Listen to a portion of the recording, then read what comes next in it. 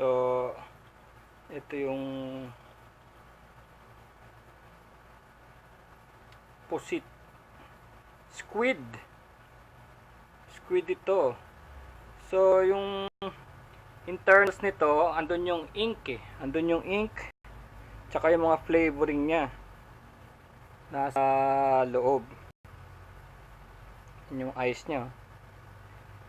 Ang tanggalin na lang natin eh itong parang backbone niya. Ayan oh. Matigas eh oh. Parang plastic.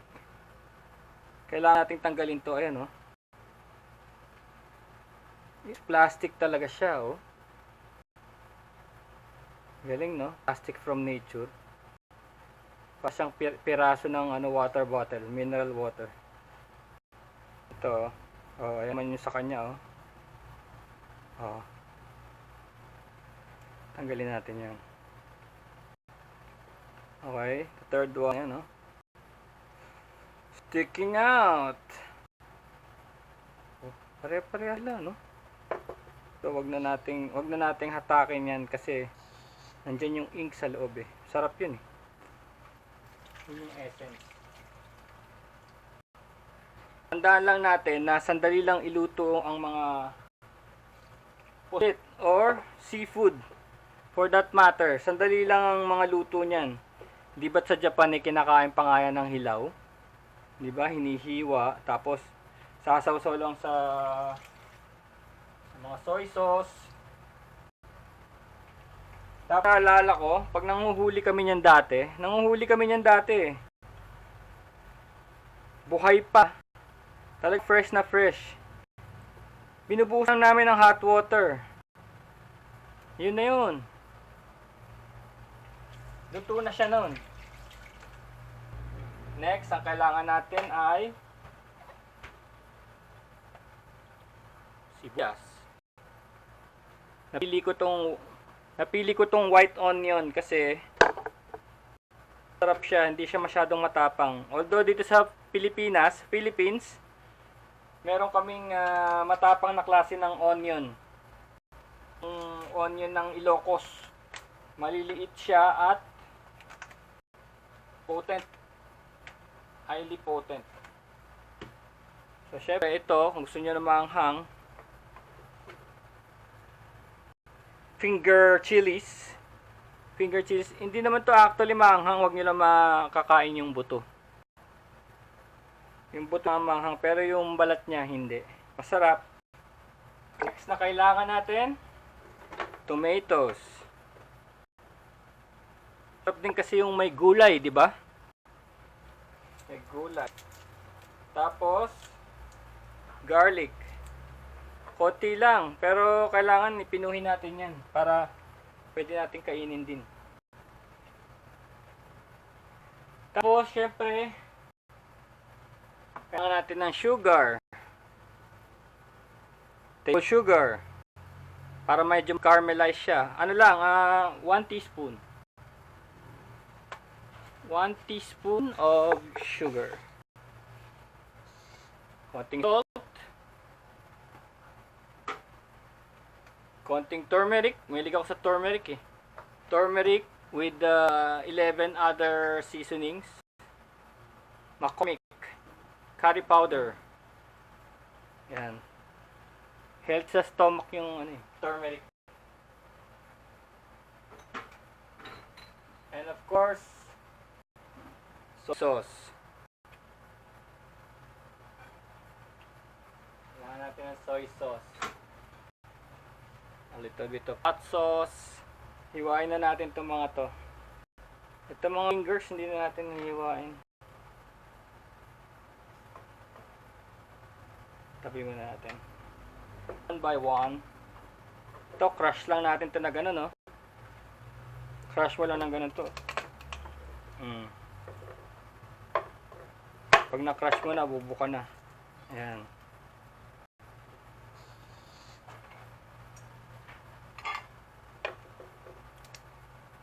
Ito pa, isa. O, press mo lang ng gano'n. Ganun lang kabilis. Tapos, hiwain natin ng maliliit.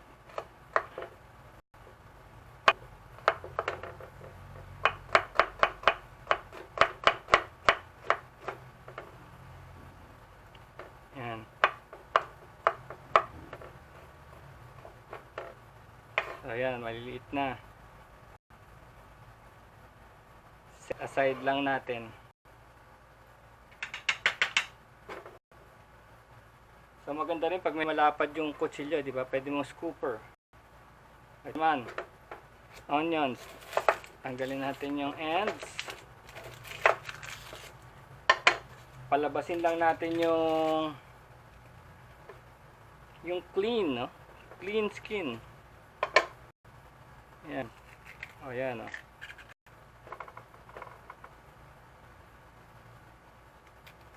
So, ayan na.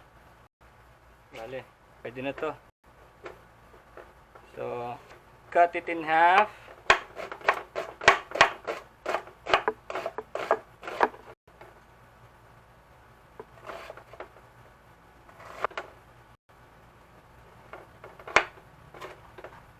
Bahala na kayo kung paano kayo mag-cut, pero importante maliliit. Kasi I'm planning to eat them.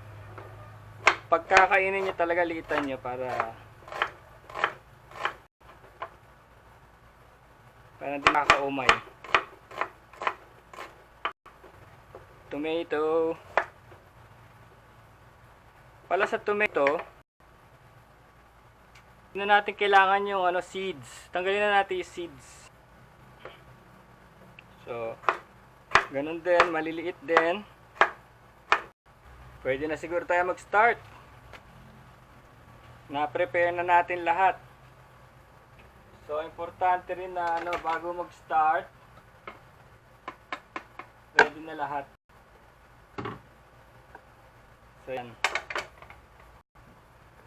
Na-ready na natin lahat. Kasi mabilis lang to eh. Mabilis lang tong lutuin.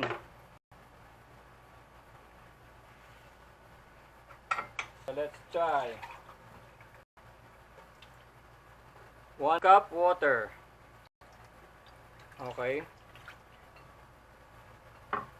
Pakuluan muna natin yung yung pusit or squid. Let's fire it up.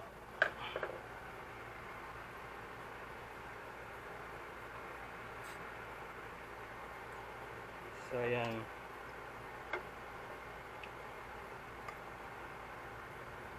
Pag unang kulo, alisin na natin ha. Kasi kukunat yan eh. Hindi yan pwedeng i-overcook. Kukunat yan. At dito pa lang, pwede ka na mag-start na let's say, maglagay ka ng konting salt. Konti-konti lang. Konting turmeric.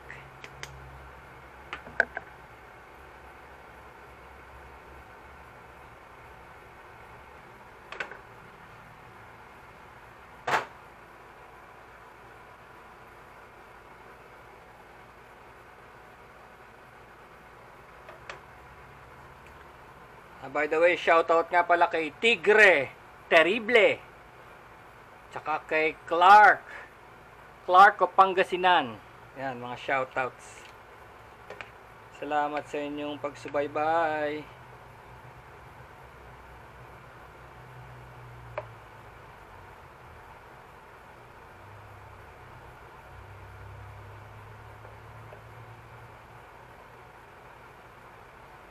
Nakikita nyo parang bumibilog na. Pwede nang iahon yan. Iahon na natin yan. Oh, hindi na siya yung dating So that's parang wala pang 5 minutes. Oh. Kita nyo?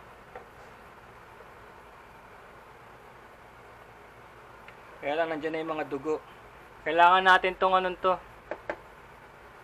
itong sabaw na to. Nandito na yung essence niya, tsaka yung mga ink niya.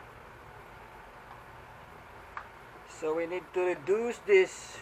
Reduce it down. So dito na tayo pwede magtagal.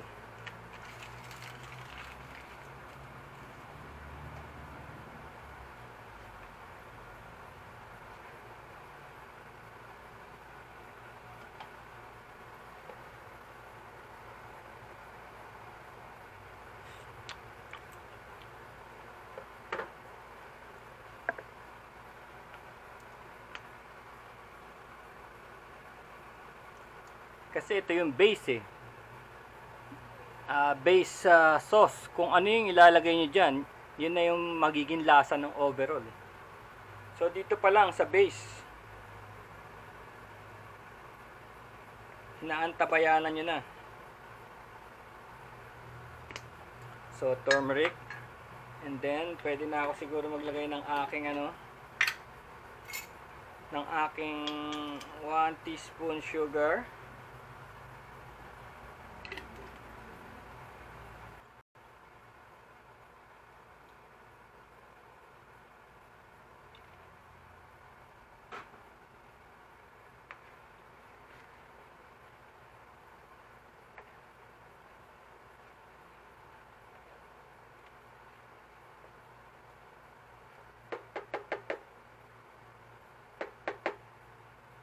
Na-discover pa ako sa pagluluto ng ganito. Par style ito par style, P-A-R style. Wala itong sinusundang pattern. Ito lang yung style na gusto namin. Kasi parang hinahabol lang naman namin yung lasa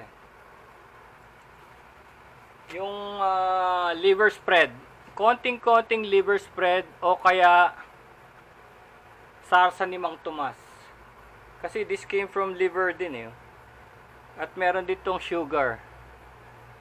So, konting ganito, nagtumutulong din sa pagka-caramelize ng lutuin.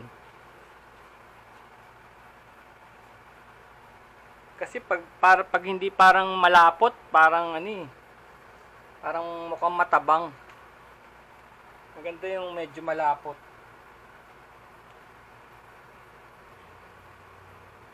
Walang walang cornstarch.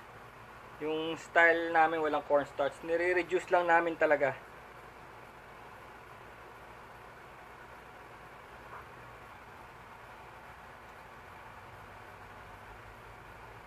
At sa final magsusuka tayo, pero ang gagamitin ko ay dato puti, spiced vinegar para may kick Nabibili yan ng ganyan na.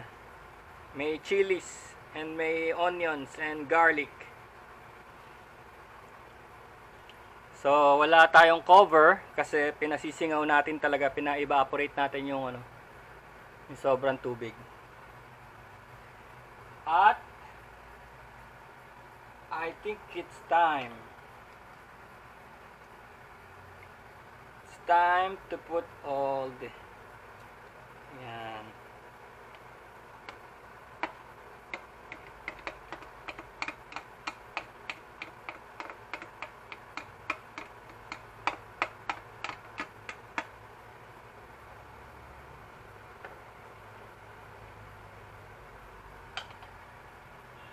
Yung ceiling haba, hindi na natin bubuksan para hindi masyado manghang.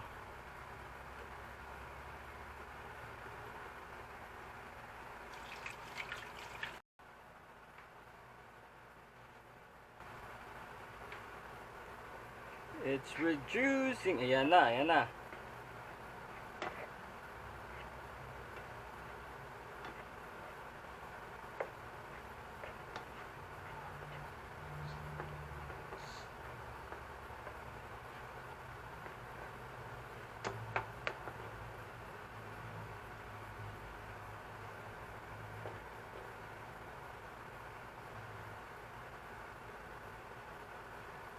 Lagay na natin yung pusit natin. But first, cut natin para daling kainin. Ayan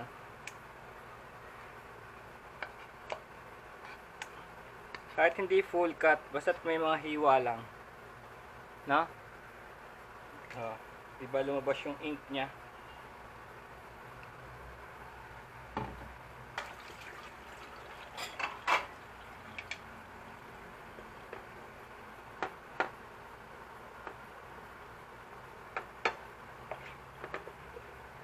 So simmer na lang natin to ng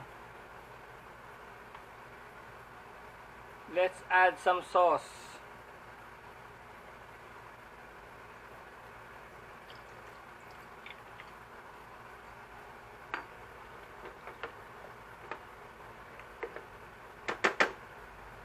course, final is our vinegar. 1, 2, 3. That's it. That's my vinegar. Medyo matamis-tamis to and not not maasim. Ayan. Yan, tender yan, mga ganyan. So, konti na simmer na lang, simmer. And that's it. And that's it.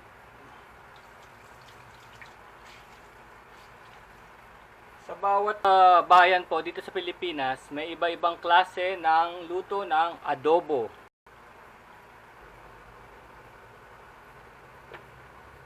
So, yan. Let's kill power. O, yan. Okay. Diyan na lang siya. Yan na lang siya.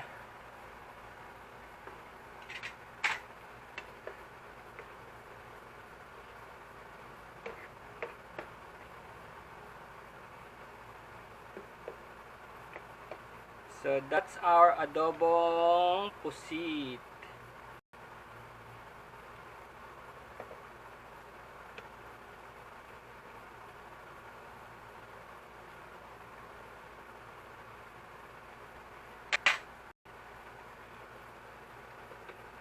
So yun lang po mga kapatid. Like and subscribe. Peace!